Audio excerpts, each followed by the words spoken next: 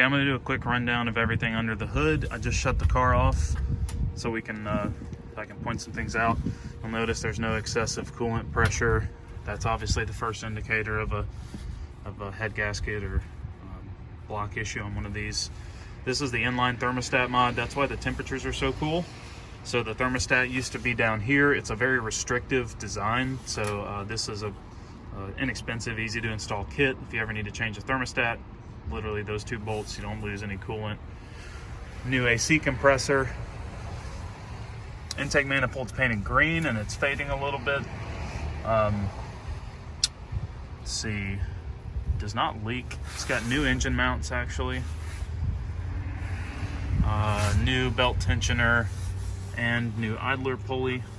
Only pulley that hasn't been replaced, the only ones that haven't been replaced are obviously the crank harmonic balancer, the fan, the main like water pump pulley here, the alternator, and then the power steering. But the idlers, the tensioner, and the AC compressor are all new. Spark plugs are all new. I actually put new Denso double platinum plugs in it recently. All the plug wires are new. They're the MagnaCore wires. You can see it's got ARP head studs. I don't know if you can see down in there from here. Sorry, let's see if we can find them. There we go. So this truck has head studs on it, not head bolts. It is a block out of a Discovery 2 as far as I can tell. Doesn't make any noise. It does. I do not believe it has a slip liner. It's nice and smooth and quiet at idle. I repaired the battery terminal here. Those are a common problem and it's pretty expensive to fix, so I put a cap on the terminal. Works perfectly.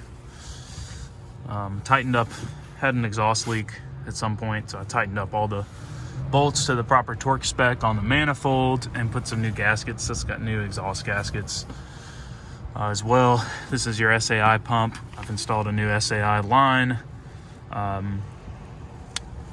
that stuff seems to be working properly. You won't see, this is the only coolant residue you'll see. That's just from installing the thermostat. It doesn't leak anything. It's a new K&N oil filter, the high volume oil filter. These seem to run better with those for whatever reason. Let's crank it up real quick. This is the option B fix for the Three Amigos. So this truck did have the Three Amigos fault when I got it. I researched how to fix it, and the most common way to do it is with this option B repair, which basically you pull off this ABS modulator. There's a little piece on the bottom that comes off, and there's a faulty wire on the circuit board or a faulty solder. And so you actually just run a ground wire and a power wire to that module. And it actually is really easy to bypass that faulty circuit board and everything functions 100% normal. Actually, this is the power wire. The ground wire goes right here. So the ABS and the hill descent control and the traction control work properly. Let's fire it up real quick and we'll give it a listen under the hood.